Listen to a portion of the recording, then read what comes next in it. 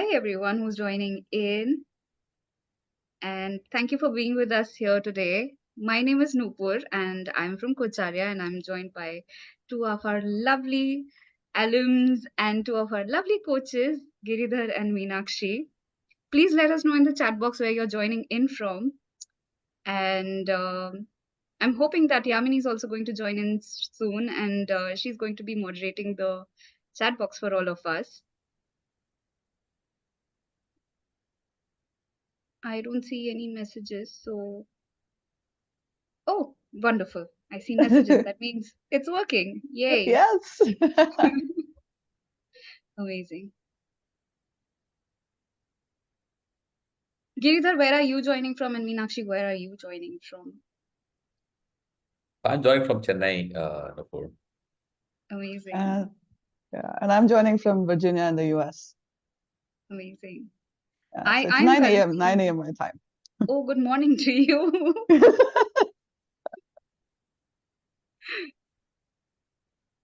So we have Yes, people from Kolkata, Mumbai, Hyderabad, Bangalore, Dubai, yeah, and I saw Boston, someone from Victoria, Canada. That's really early for them. Malaysia. Germany, Finland. This is wonderful. So I know everyone's really excited about this topic, and so I'll quickly introduce the topic. I'll quickly introduce our lovely coaches today, and well, there can be so much that we can talk about this topic because I think coaches are always going to need more information when it comes to the business side of coaching, and I have to say that one thing we've noticed that it is one of the most recommended topics when it comes to what people want to hear. And while Coacharya has focused quite a bit on the being of the coach today, we thought why not shift the lens and focus more on the business side of coaching. And yeah, and we have Giridhar, who has recently started his own company, and I'll just quickly introduce him. So Giridhar brings a wealth of experience and expertise, and he has an impressive career spanning nearly 3 decades in the corporate sector. And he's worked with organizations such as Godrej and Boys, Citibank, Avia Life Insurance, Standard Chartered Bank. Giridhar's journey in corporate world has been dynamic, with a remarkable 18 years spent on the business side before making a strategic transition into global investment operation role. Over the course of his illustrious career, he has effectively managed teams across multiple countries, showcasing his hand-on experience in leading individuals from various cultural backgrounds. And what has set Giridhar apart is not just his extensive corporate background, but also his passion for developing leaders and contributing to their growth. And this dedication is what has led him to uh, pursuing coaching in 2021. He completed his PCC, and he also has the senior practitioner credentialing from the European Mentoring and Coaching Council, which is the EMCC. And this year, Giridhar left his corporate role to establish his own firm, Reframing Visions, focused on the executive and leadership coaching. His firm reflects his commitment to bring positive transformation to individuals and organizations. So, welcome, Giridhar, and we're sure that you're going to share so much information today. And now let's talk a bit about Meenakshi. Meenakshi comes with a 25-year portfolio career spanning in people, product, and technology development, both in India and the US. Her interdisciplinary career is defined by cross-functional leadership roles in multilingual and multicultural environments. Between her immigrant experience and having successfully navigated at least 3 different career pivots, Meenakshi has an insider perspective on all things changes and transition. She also has a deep understanding of a startup space from a leadership and teamwork perspective. Meenakshi started North Star Solutions and Services LLC in August 2019, where she partners with CXOs and their organizations in unpacking leadership at the messy middle to help their mid-level leaders lead self, people, change with intention, influence, and impact. She is invested in supporting women in technology, particularly those who speak English as an additional language in their leadership development journeys. She's based in Virginia, US, and serves clients globally. We are so happy to have you here, Meenakshi, and we are so happy to have both of you here. And I'm going to leave the space to both of you. And hopefully, I will listen to you and come back later with my own questions. So, thank you so much, and see you all later. Thank you. Thank you so much, Nupur, for the kind introduction and for setting all this up. So, Girdhar, are we ready to kick it off? Yes, Meenakshi, yes, we can. All right. Wonderful. And again, I know the people are still joining us. So good morning, good afternoon, good evening, wherever you're joining us from. And thank you for taking time, and particularly during the holiday season, to be here with us. We really appreciate it. And if you have questions, keep them coming in the chat, and then we'll pick them up throughout the conversation. So I wanted to start us off today, Girdhar, with your experience. You quit your full-time job and turned into a full-time coach. Yeah. How did that come up? Yeah, I think this is something I've been thinking, Meenakshi, for some time, right? I'm 3 decades in the corporate sector across multiple organizations, a lot of learning, enjoyed every single role I did. But one thing is when you start working for many years in the corporate sector, you tend to grow within them. And as you move higher in the hierarchy, it's all about managing people. And that's what that's what is the most important. And that's where I started realizing maybe that's an interest I'd like to pursue, develop. And I did have the opportunity of being coached across 3 journeys, 3 different coaches, and I started liking the approach. Then the thinking was, why not explore this as a career? And that's what led me to, right? I think like Nupur mentioned intro, I did my PCC in 2021, got certified as a PCC 2021. And I think every single day, every single month since then has been exciting. That's wonderful. Yeah. But then, And then, sorry. no, go ahead. No, but then I was looking at your background, what Nupur was saying, right? You manage consulting and coaching together. So how do you manage to straddle across both? Hmm. It's more out of, you know how they say you have to do what you have to do until you can do what you want to do. So I'm in that space right now. So for me, I think my journey into coaching is quite accidental. So I'm a bit of an accidental coach. And unlike you, I did not have the benefit of having coaching while I was working full time. But I've done a lot of coaching, which I realized later on that what I was doing for my team and nurturing and building my team was really coaching and a fair bit of mentoring as well.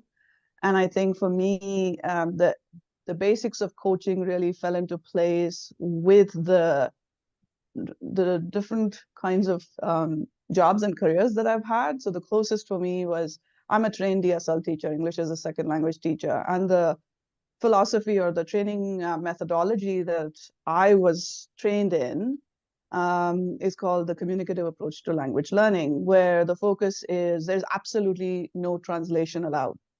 Okay. So you learn the language like somebody would learn, a child would learn a language. So you start with listening and then speaking and then reading and writing. And so several of the principles I found when I was going through coach training at Coacharya, I found there were a lot of similarities. And also my tech experience, I'm an agile practitioner, I'm an agile coach as well. So several of the Scrum fundamentals and all that. So there were a lot of parallels for me in coaching that I discovered. So it was an easy switch, I would say. And similar to you, I think what I found at the end of being in the corporate space and then having transitioned from the Indian corporate world to the US, that I realized that most problems are people problems, even in the tech world. And the approach that coaching helps us to implement, I think that's one of the most, to me, coaching is one of the most impactful conversations, impactful human interactions. And so that's how the transition was shaped for me. So when I set up North Star Solutions and Services, my intention was to work in the agile transformation space and support small to medium-sized tech companies that were looking at getting into adopting agile ways of working, particularly Scrum and Kanban. And it quickly morphed into, then I discovered Coacharya, and then it quickly morphed into professional and leadership coaching. So one of the main reasons why I still do a lot of consulting work and subcontracting work is, one is that's, and we're going to get into that a little bit later in the conversation, but that's something that helps me stay funded to do what I want to do through North Star. So it's some bit of steady income that comes through. So that's another thing I learned as I left the corporate life behind, is the importance of diversifying our sources of income.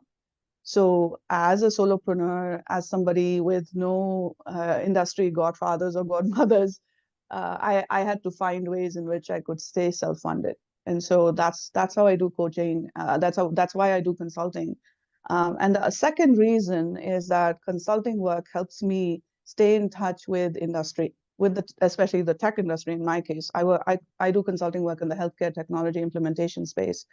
And it helps me stay in touch with industry, because ultimately those people that I work with, the kinds of people that I work with, and the kinds of organizations that I support, those are my intended client audience for my coaching and leadership development work. So it helps me stay connected with industry, so that the coaching work that I do is informed by reality and I'm not out there. So that's how it's been for me.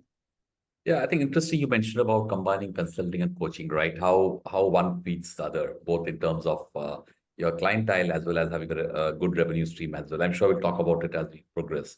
But one thing that struck me was we talked about focusing on small and medium enterprises.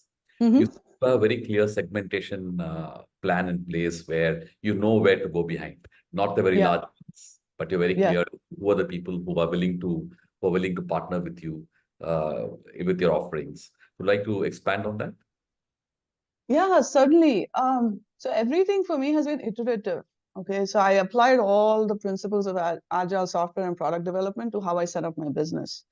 And the practical reason for not going after large companies, there's a couple. One is large companies they have very set procurement processes in place.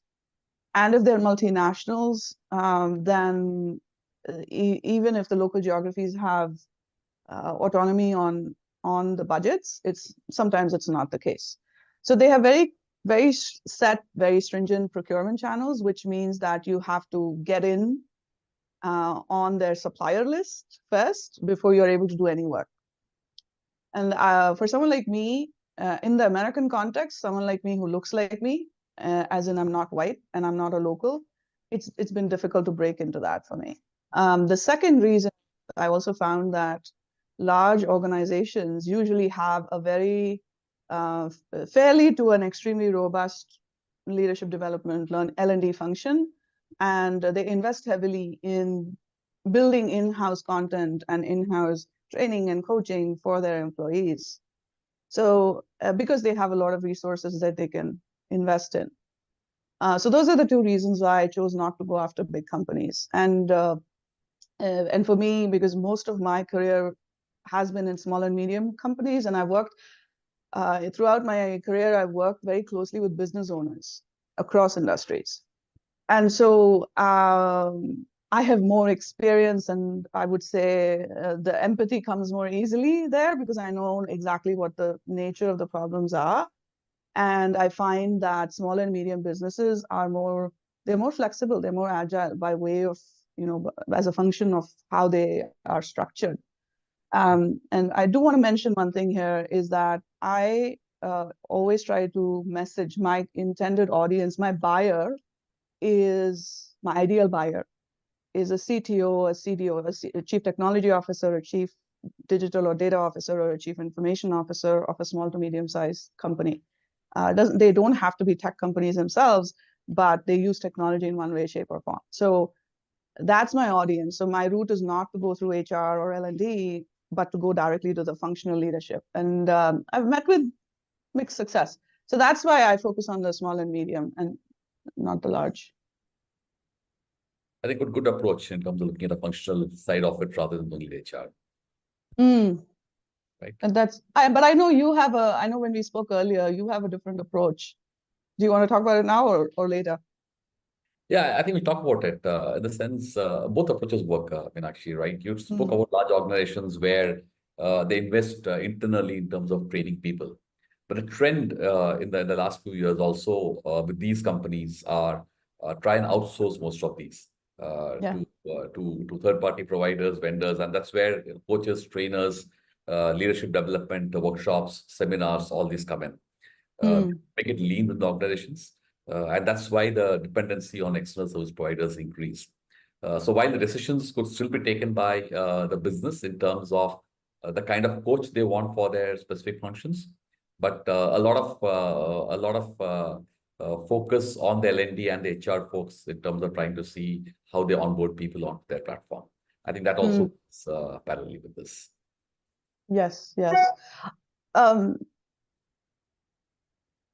Sort of I wanted to mention that also platforms like BetterUp and Ezra and all of these, they have created opportunities for folks like us who are independent coaches Yeah. To get better access, without having to pay for the marketing and all that. Of course, Right. it's reflected the hourly rate, but it's a great opportunity as well to get that diversity of clients.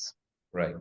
Yeah, I think that's a welcome move for most of the new coaches who are coming in, because one, it guarantees them a certain number of clients, a certain number of engagements through the weeks and the months. And when somebody starts off, that's a nice opportunity for people to get in.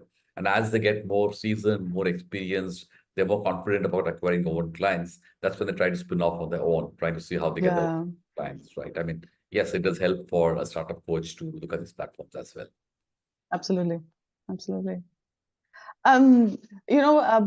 Before I get into the next question, I did want to also say it out loud here, that the our intention here is to just share our experience. So this is things that work for us, Giridhar and I, and things that didn't work for us, and we would invite you to consider those as pointers for what it's worth for you. But you have to remember to look at your own market, the geography that you're in, the kind of business you have, what's the virtual versus in-person split and things like that, as you take into account what we're sharing. So I just want to put that out there. So I definitely don't consider myself an expert in anything. I'm a practitioner and I'm learning this along the way. I'm trying to also make use of my business school degree here as I run my own practice. So yeah. So, Giridhar, as we step along into the conversation, um, I want us to shift towards talking about the different steps in setting up a successful coaching practice, right? So, what are some steps that you took into account as you started reframing visions? Okay.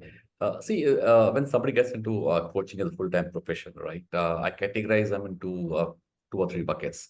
One, somebody who's working full-time in a corporate setup or some other setup, and coaching is a passion. This is more Mm, of trying pursuing a passion hobby. We don't know how it's going to develop in the future. So here, the revenue is not critical. It's about pursuing the interest and passion becomes more important. yep, The second is people who established trainers, people who established consultants, people like you, who also try and add another product offering, which is coaching, right? And this goes in terms of a wider basket of offering to clients, and it obviously helps in terms of attracting and retaining clients. The third is people who are focused only on coaching as a primary revenue generator, right? So these are three buckets. Possibly today I'm the third bucket. I don't know, tomorrow probably I'll try and expand it into something else, but today I'm the third bucket where I focus on coaching. yeah, And for this, it's almost like setting up a new venture. And the way I see it is need to have a business plan, and that's what we do in setting up businesses, projects, etc. Have a business plan where you start thinking about how your revenue stream is going to be, who are your target clients, what your acquisition strategy, what's your pricing mechanism, yep, what platforms are you going to offer, how are you going to promote them, right? How to mm, engage. I think you cover almost everything in this, and that's what you need to explore in terms of maximizing your output from each of these. And it's a great learning as you go on. Uh, yeah, it's slightly different than what you want to do otherwise. So the challenge here is about staying grounded, Because in a corporate setup, you are monitored by somebody, by the organization, by somebody senior. Here you're on your own. So it's very easy to lose focus because you are accountable to yourself, nobody else, right? How do you keep yourself within the guardrails and start progressing ahead? I think that's the biggest step one needs to take. But otherwise, a good, strong business plan, which will take a long time to actually work on. And that's something that's critical. Absolutely. Totally agree with you. And as you were sharing the model, the mental model sort of that came up for me is like, like they say, the 4 Ps of marketing. So Right. there are like 3 or 4 Ps that came up for me. One is the product, like what is it that you want to sell? And even before that, start with your purpose, like you said. Yeah. So what is your purpose? And depending on which of the 3 buckets you're in, Right. and that really defines that. And then what kind of products do you have to sell? And what kind of promotion you're doing towards that, and your pricing. Hmm. So that's your placement. And I will say that for me personally, getting into or setting up North Star has been a journey of making a different lifestyle choice, if you will. I think I got to a point where I was done with making work the center of my life and then building my life around it, and I decided to flip it, where whatever work I do is one part of my life, and it helps me fulfill my larger purpose. Um, and I think that also informs uh, my business model to some extent. Like what is it that I'm okay with? What is it that I'm not okay with? Yeah. Having those conversations with myself. And I totally agree with you about the need for staying motivated, because at the end of the day you're your own boss, and that that has its flip sides too. I totally agree with you. And peer coaching has helped me a lot in that. So whenever I feel like, okay, I think I'm straying a bit, I that's the advantage of being in a coach Yeah. community, and one as special as Coacharya. So absolutely. So what are some things that a couple of strategies that you have adopted in acquiring clients? Okay. See, contrary to popular perceptions, when somebody gets into a coach training, becomes a certified coach, starts doing well, it's not that the market will start coming to us. I mean, that's a myth which has to be busted, right? Today, even when today I meet clients or speak to clients, the concept of coaching is still not completely known. So Yep. people tend to associate coaching with training as a corrective mechanism, as Yeah. a development tool, or probably they combine coaching, counseling, mentoring in different ways, right? Yeah. It's about getting the awareness around coaching, and I think that's the first step in terms of acquiring clients. Unless it's a very large organization who have got exposed to coaching, who have coaches around, it's very rare to find that kind of organization. And those large organizations, like you mentioned earlier, also they have their own L&D department. Maybe they have signed coaches in the panel. It's not easy to break through. If you go across, like you mentioned about small and medium enterprises, the concept of coaching is new. So it is to demystify what is coaching, is what is critical. When you talk about acquisition of clients, there are a couple of steps I do, right? One is you try and get an entry through a non-coaching assignment. For example, Mm. a lot of concepts you learn in coaching, right? How to be a better listener, how to be empathetic, how to increase curiosity, self-awareness, anything. You can pick up a topic and then tell them that I'll do a free seminar for you, or I'll have Mm. a free session with your group, right? That is what will get them to know you better. And you slowly introduce coaching, how it makes a difference.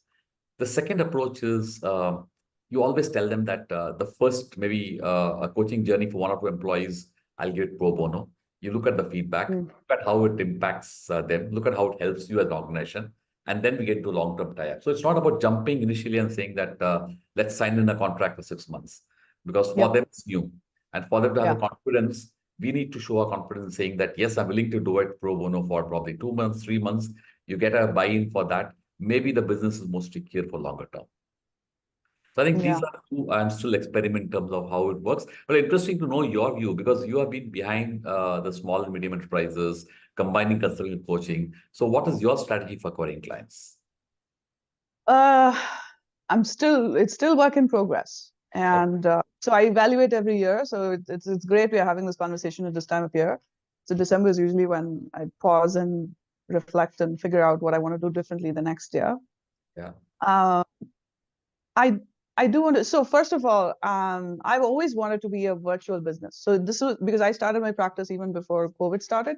So I've always wanted to be able to support different people in different geographies. And one of my personal purpose, if you will, is to make coaching, make people development accessible, access to opportunity, improving that around the world. That's something that's I'm very committed to.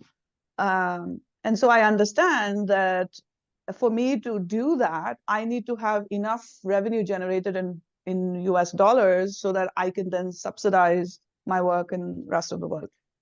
So that's one foundational aspect of my revenue model, if you will. So anyway, so I've always wanted to be a virtual business, which meant that my marketing is all through social media. I'm conservative when it comes to social media. So my main platform is LinkedIn and YouTube. So I do put out a lot of video content. And then that's been my strategy in terms of what my market, where my presence is. So it's online. The other thing is I approach it from a relationship building standpoint, and that's something I'm still working on, because the companies I used to work for before, um, I'm not in a position that I can go back because their L&D strategies are different. So me as an individual, I'm not able to influence a change in that. So I had to really go out and build new contacts and new lines of opportunities for business. And so that's something I've been doing over the past 4 years. So for me, it is about identifying, doing a lot of research and identifying the companies that I would like to work with, and then figuring out who in my network either works there or has connections there. It's evolved. My approach has evolved. So in the earlier stages of when I started, so like 2020, 2021, so I completed my PCC level training at Coacharya, and then I'm credentialed at the ACC level. And when I used the pro bono coaching when I first started to work with individuals. And my strategy at that point in time was, if individuals are able to see the impact of coaching, and if they are able to spread the word within their companies, and if they are in decision-making roles, then that was one strategy that I adopted. I had not so much success with it. But what has been successful for me is building, using the content marketing approach, where understanding who it is that I want to serve, and why I am the best person to serve them, and what problems for them am I solving. Keep focusing on that and building my content around that. And that's a journey that I think I'm more fervently on since the middle of this year, when I worked with a marketing coach myself. And that has been an eye-opening exercise to start with. Identify the problem that that you are the best person to solve. And that starts with the belief that you too have something to offer in a what seems to be a crowded market, right? So what is the sole reason why you are the best person to solve whatever problem that you're looking at? And then keep your messaging consistent around that. And then, of course, do your outbound outreach as well. And the one success that I had from participating in engagements or in opportunities that were outside of my comfort zone, like public speaking, has been that somebody saw something and they liked it, and they reached out to me. We connected. We had a great relationship. They're a friend and mentor now, and then they had an opportunity that became a client. So for me, I think figuring out what are your 3 or 4 core strengths, and then being consistent about putting yourself out there in those 3 or 4 areas, so that when there's a recall for people. So now when they think of Meenakshi, I want them to think about, this is mid-level leadership coaching. So being clear about that, and then opportunities will come. So I haven't had a silver bullet or any sort of magic around that. It's a whole lot of grunt work. Yeah, I think an interesting fact which comes to mind when I speak to you about acquiring clients also is we support stickiness of clients, right? The biggest lead generators are happy and satisfied clients. If Yes, clients see a value in your coaching, they're more than happy to recommend to someone else, and that becomes absolutely. very important. Number one. Number two, I did talk about the two or three buckets or two or three segments of coaches. Even for people like me, who's a full-time coach, I can't do training because it's a very different skill set. I can't imagine myself standing for 8 hours. I know it's a lot of effort, a lot of skill set required. But I'm actively exploring to see that if I go to a client, how do I offer a complete package? There's an Yeah, executive coaching, there's something on training, there is probably something on consulting, as well as something into more specialized areas like transaction analysis, right? Or change management. yep. The effect of that is when you go to a client with a large offering, you must still have your niche in terms of coaching as a niche. But then the client is able to see a wider offering. And if he or she doesn't choose one, there's a possibility that something else might come up and tomorrow it lead you back into coaching, right? So that's something which I guess many of us can consider in terms of trying and riding on each of this. Uh, One of my favorite topics is how do you maximize products per client? Because if a client is Mm. one product, there's an increased chance that he or she will come back to you for something more which you offer rather than go somewhere else, right? The exit for the client becomes that much more difficult because he or she is already in touch with you for some offering. That's something as well which works well. Yes, yes. And I want to add to that really quick. And this is where building your own network, and I know that's kind of like the next topic that we were going to touch upon. Building your own network of trusted coaches, consultants, and trainers who you trust to do uh, work that's aligned to your values and how you would deliver to a client is important, because and that's been important to me because I'm very clear that I don't want to take on employees. I always want to be a solopreneur because I value my flexibility around that a lot. That's important to me. And so I always see North Star as being this one person enterprise. However, if the opportunity is big enough, then I know that I have these 2, 3 coaches that I can approach, and that they would be willing to work with me, and that I trust and respect the quality of the work that they do. And so a lot of time goes into building these relationships, and I cannot emphasize the importance of that enough, to build relationships, not just with your customers, but also or potential clients, existing clients, but also within your network, so that you know that there is this group of 4 or 5 people that you can tap into when a big enough opportunity presents itself.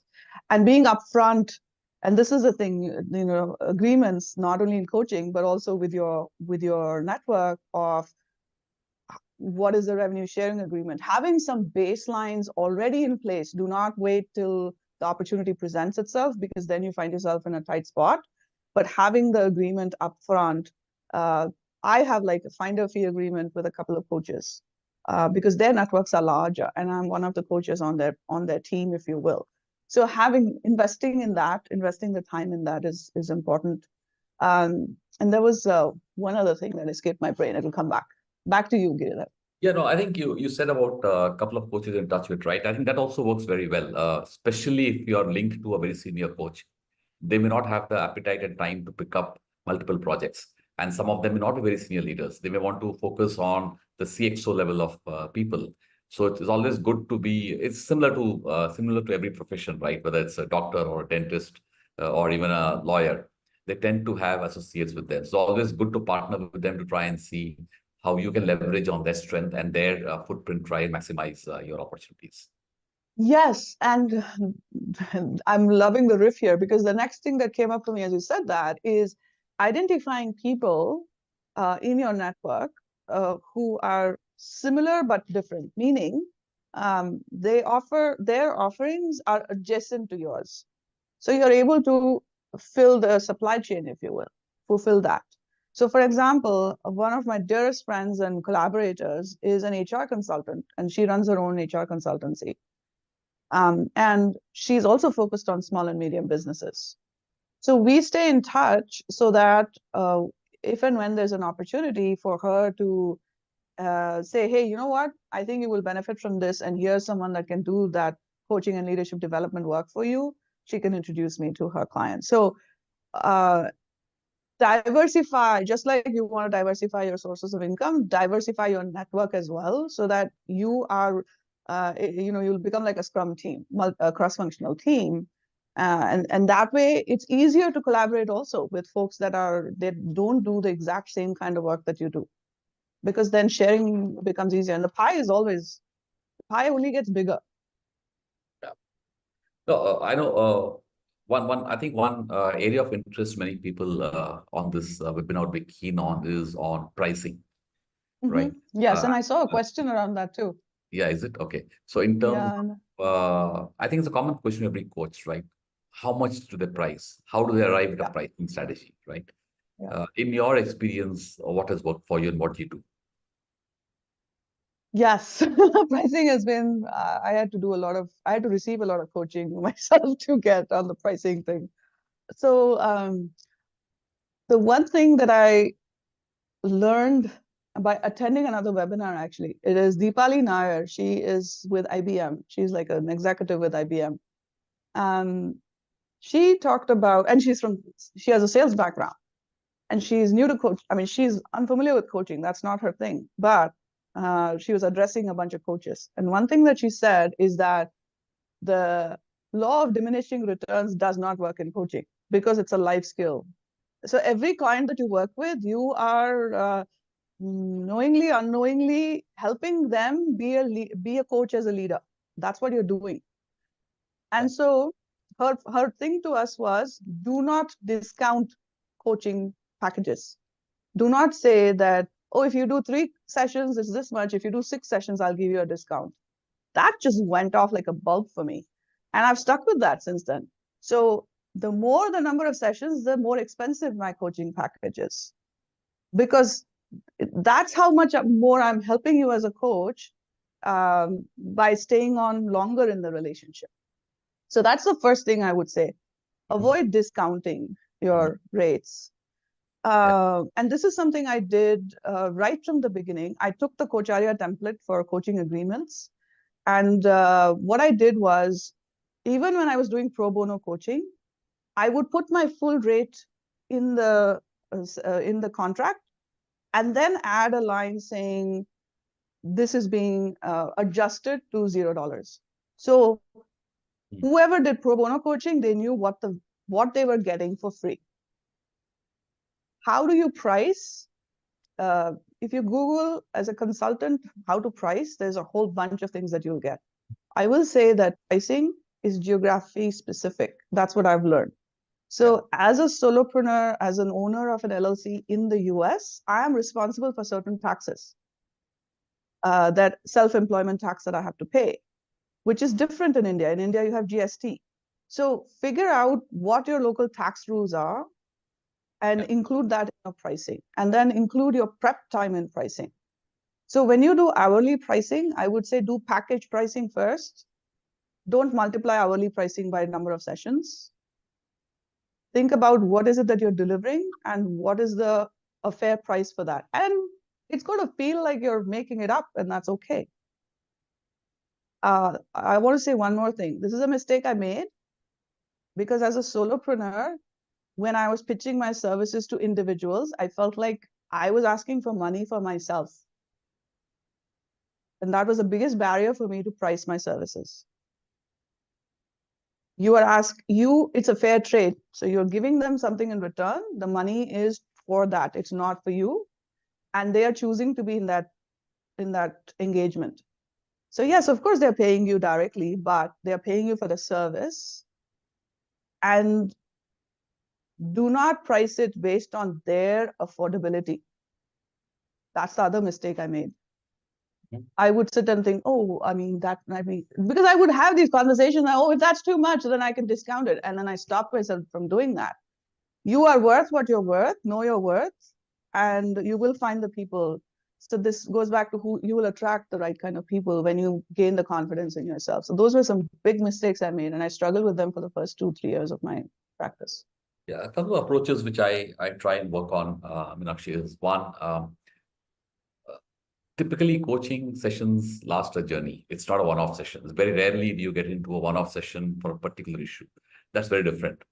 But when you tie up with somebody, individual organization, it's almost always for a series of sessions, or a duration of session, right? It's a 3 months, 6 months journey. The Yes. the strategy I always use is, how do you price a journey, a coaching journey, right? So you price a coaching journey depending upon what the needs are, what level of seniority employees, what are the expectations from the coaching sessions. And most often executive coaching, you have a sponsor coming back and articulating what to the change they desire from a coaching session. So depending upon that, you look at seniority, look at what the challenges are, how long the journey is, how frequent the interactions will be. And outside of those formal coaching sessions, are expected to be available to the client, depending on mutually convenient time, for a 15-minute chat on the phone, or a 10-minute session just to clear something which is up in the mind, right? I think that the pricing works in terms of how much effort you put in. The second important thing to realize is, are you doing a virtual coaching or face-to-face? Because almost always in a face-to-face coaching, one, we spend time to move to a client's place. Yeah. There are times where you're kept waiting 15 minutes because the client is busy in a meeting, right? So you factor in those waiting times as well. So the pricing for a virtual and a face-to-face has to be different. Because face-to-face, you're spending more time. You probably end up waiting sometimes the client who is stuck in the Yes. meeting, etc. So time is money, right? And you price it accordingly, virtual versus face-to-face. And the third thing is, when somebody starts off coaching, I think it's a discovery somebody has to do. It's not that my price will work for you or your price will work for me, right? What is the value I'm giving, and how much will a client be happy paying off? You talked affordability. I think more than affordability, it is what values a client see in me. Mm-hmm. And that is something we need to judge over a period of time. Because as we get more confident as coaches, and we are more confident in addressing what the needs of client are, that's when we start re-looking at the pricing in terms of what we want to offer. Right? It Yeah. also comes back with the kind of experience we have. There are coaches who probably have an X number of years of experience and then start off as a coach. There's somebody who's not even certified, but then who has a wealth of experience, and they might be charging higher, right? Yes. So it all depends upon the value you're able to afford to a client, and it's actually a price discovery. I don't think there's any rocket science where you can very clearly go back and say that per hour coaching is X amount of rupees. So it varies per individual. It varies upon what value you offer and what the client perceives in you as a value. Yes to all of that. And it is a discovery. It is a discovery. And it is important to start from a place of confidence that you have the ability. I'll never forget what my first Coacharya trainer said to us in our first class, Karen Delk, when I started my training. She said, as of today, you all are coaches. Go out and tell the world that you're a coach. And that really set me on that path of thinking of myself as a coach. Yes, I'm in training. I'm a learner coach, but I'm a coach nonetheless. And so believing in our own ability to be of service to others and understanding, starting from there, I think is the key. And there was another question here, and I wanted to touch upon that as well. Yes, I think the pricing strategy needs to be different based on who the buyer is. Is the individual or the group, are they the buyer, or is the organization the buyer? I'll touch upon that a little bit later as well. But that has definitely defined it's caused me to shift in my focus as well. In the tech industry, for example, a lot of companies have started offering coaching internally. So then, how willing or how motivated will people be to pay for it by themselves? And the way I've gotten around that is by trying to then repackage my offering as a group coaching offering, so with a bit of training thrown in as well. So there are different ways you can get around that. Just one thing. Include, in terms of pricing, include all of your expenses, and that includes your business expenses, your insurance, your taxes, your prep time, all of that in addition to the actual work that you're going to deliver. And then one last thing, instead of discounting, offer a value add. Do not underestimate, do not bring the price down once you set the price. Because then it's like you're at a flea market. Yeah, and finally, it's not about the time you spend on 1 hour. It's about the experience you carry, what you've learned. It's about the training you have gone through. So, I mean, all these add up to what you're going to charge a client. So it's very easy for somebody to come back and say, you're spending 1 hour, you're charging so much, right? But it's Yes. not only at 1 hour. It's the number of hours and days and years you have spent in training to be a coach. I think that's the value which you are selling. It's not that 1 hour. Spot on. And that's true for consultants as well. They say, right, when you bring in a consultant, you're not paying for the time that they're bringing, you're paying for all the 30, 40 years of experience that they bring, right? Absolutely. Absolutely. Yeah. I'm seeing some questions around pricing in the chat.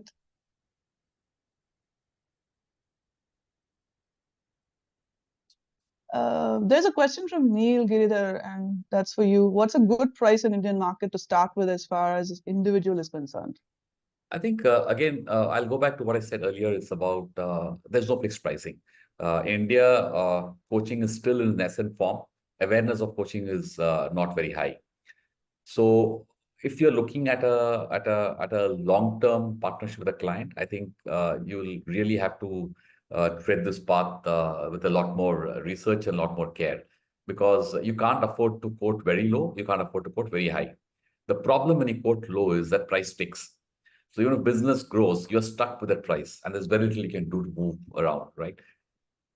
An indicator for you is to try and see, if you have the data, what other coaches charge, and what is your value add vis-a-vis what others do. I mean, that can be better for you to measure up to in terms of how much you can price, right? Again, it's an individual pricing strategy, but each of us would have a minimum pricing per coaching session or per coaching journey, and we need to fix that. And this will only come through your own discovery. So it's very difficult to point to a number. People could charge X, could charge 10X. But what is that number in between? I think that's something we'll have to arrive at basis the comfort what we have, basis the feedback a client gives, basis what value a person sees in us. Yeah, yeah. And it's similar in the US. So I've seen regular coaching anywhere from so if you are signed up with like the better ups of the world, you as a coach can expect to earn anywhere from $80 to 100 or $120 for your one-on-one coaching conversation. And as an individual, you can, so someone like me as a solopreneur can charge anywhere from $150, $175 all the way up to $200, $250 for one session. And for executive coaching in the US, it's anywhere, it's a Wild West. So it's $500 an hour all the way up to $1,000 an hour, a session, sorry. So it's all over the place. And in my 4 years of trying to do this, what I've learned is exactly what Giridhar said, is understanding what is the value that you bring, the self-awareness around that, and the confidence of saying, okay, this is the price tag I'm going to put, and then sticking with it. And in my case, never ever discount a price, especially in the individual coaching conversations. And I bill for packages and not for individual sessions. I do have the option to say, so if you go to my website, you will find that there's an option for price point for just having one conversation. And I clearly say this is for people who want to experience what coaching is like. Yeah. But that's not what I sell to clients, because you need to do at least 3 or 4 conversations to get the full benefit of the experience. Yeah, but what I would like to add is one of the key determinants to pricing is the individual one coaches and the sponsor if it's an organization, right? Yeah. Because the more value they see in you, the easier it is to price your offering. Because if the feedback is very strong, very positive, you will almost always feel that you will get through with what your quote is. But if the experience is not great, then there's always a challenge. So therefore, when you're coaching people, when you're entering into private organizations, be confident and be absolutely sure in terms of what skill sets you are expecting to bring into those sessions to build. Because that's finally your brand. And that's what is going to help you in terms of pricing future sessions as well with other clients. Absolutely. And also remember that organizations, just like individuals, will want to bargain, right? So there will be negotiation, and be prepared for that, and have your rationale ready. And then again, my personal strategy has been to offer something in addition. So I think through the entire process in an organizational context, starting with a opening meeting all the way to a feedback meeting, the entire loop. And I include everything in my proposal and say, okay, these are things I'm going to charge for, and these are things I don't charge for. So they can see very clearly the time that I'm already giving to them, and I use that as a point to negotiate. Yeah.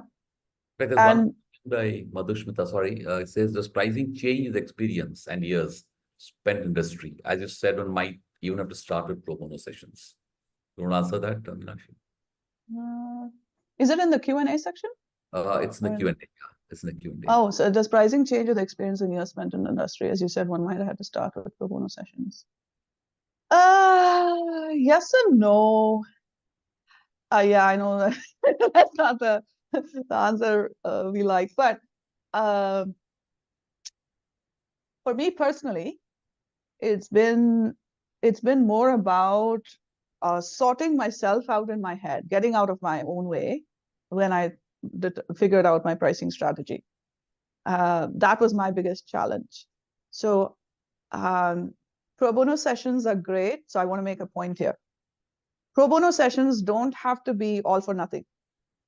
Use your pro bono sessions to get testimonials, video testimonials if possible. And that's something I learned a bit late in the game. And if you actually look up ICF, the coachingfederation.org, you will find a client testimonial consent form. Download it and send it to all your clients as part of the coaching agreement. So number one, when you do pro bono coaching, make sure you still have the coaching agreement in place. Use the Coacharya template, ICF as a template, include the consent form in it. And that way, your pro bono coaching is also of some value to you, the testimonial. And get very specific. Can I use your name? Can I use your photo? Can I use your full name? Can I use your title? Can I use your company name? Because all these things matter, right? So be very specific in the consent you get. And by the way, when I talk about consent, I personally like to use the European framework, GDPR, the Global Data Protection piece, as a standard. So that covers you around the world because they are the most stringent. So use the GDPR language, and you can research, you can just Google GDPR language and you'll get it. You'll get the form. Use that. So even though yes, it's advisable, especially if you don't have any contacts. So for me, I didn't have any contacts in the industry. That's where I started. I started with the professional women's networking group that I was a part of, and those were my first clients, pro bono clients. And then I reached out to them to get testimonials. I did it late. So when you do pro bono, make sure you get the testimonials. Pricing is really, like Girdhar said, it's about the value you bring in the now. And of course, it's going to be based a lot on the experience that you bring. But that alone is not the only criterion.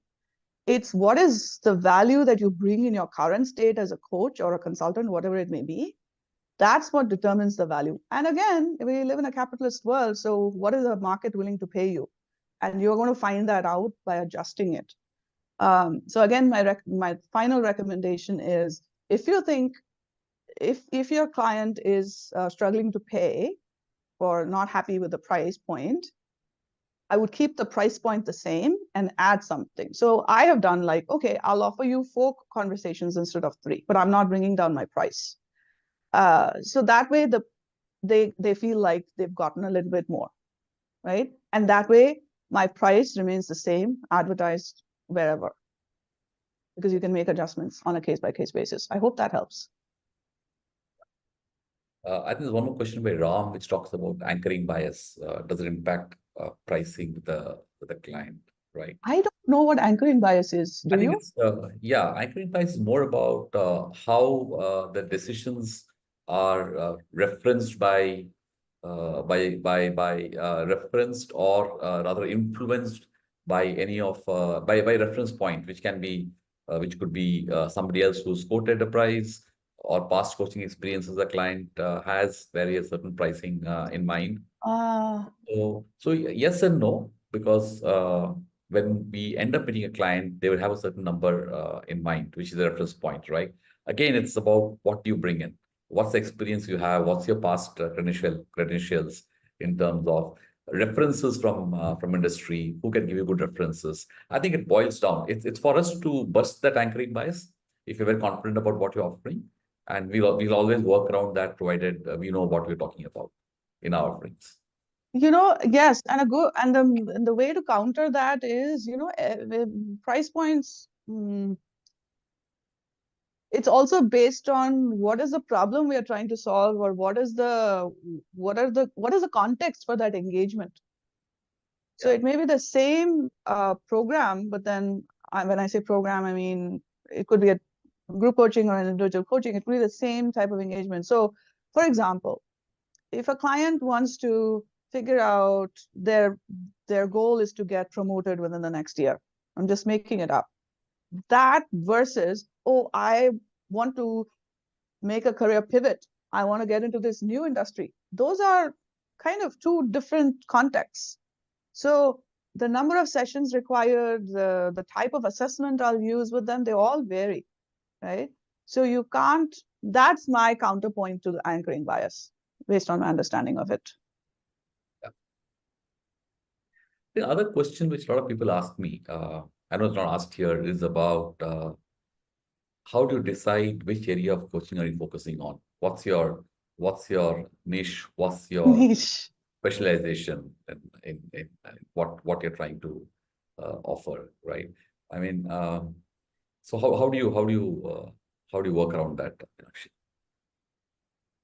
Oh, so for me, my niche evolved.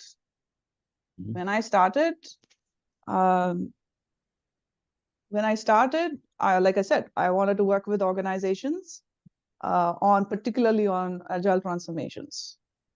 Yeah, And then Coacharya happened, and then I switched to working with individuals. And I was like, oh, this is a great way to create impact. right, right. Then the niche really evolved because I am a member and a volunteer with a professional women's organization called Lean in Agile.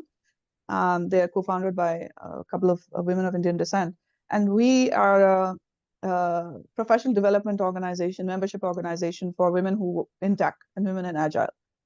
And it so happened that I joined them the same year that I started Coacharya, and so I offered my coaching, pro bono coaching services as part of my training to this community.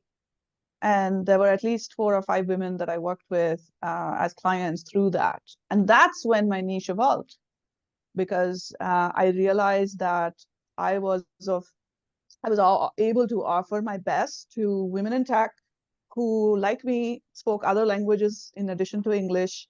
Um, Most of them were expats, and they were all sort of mid to senior level project managers, agile coaches, scrum masters, you name it. And I found that it just worked, and they were so happy and they gained so much, and I was able to witness a transformation. And that's when the whole messy middle started forming for me. So it's taken me 4 years to now say, oh, I'm all about unpacking leadership at the messy middle. And Mhm. so my input from what I have learned from this experience is that if you know your niche right out the gate, good for you. I mean, there Yeah, are people I know who know that. Um, but if you don't, give it time. Let your customers inform you. Let your clients inform you what your niche is. And one tactical thing is this actually I learned from Sudha Krishnan, who's a Coacharya alum and a dear friend.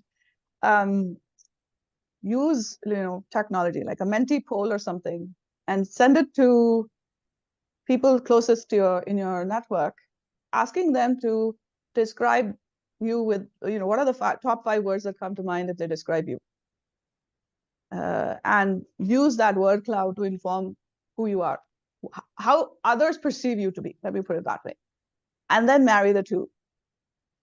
So that's been my sort of Jungle Gym. Yeah, I know we're close to the end of the program, but I think Oh, a quick input from my side on the niche is from a context of business and coaching, right? I think somebody's starting off coaching with the intention of making career of that, and a lot of questions. A lot of people ask me this question, right? Start a relatively larger, broad base offering what you have, right? Just link back to what doctors do. Somebody finishing an MBBS, being an MSN surgeon, cannot start becoming a heart surgeon the next day, right? They need hours of practice. They need to actually specialize in that before they form a niche. Similarly, in coaching, don't narrow down your clientele by focusing on a niche, right? Broad base it. I think there will come a stage when you will have a lot of clients. You'll have an option to choose, because that's when then you can really start working on focusing on niche. But like Meenakshi said, that if you have revenue streams coming in from other areas and you really want to go behind your passion, following a niche, then by all means try and create one and try and follow that. absolutely. And I'm sorry, I did not realize you are already at time. My apologies. Yeah.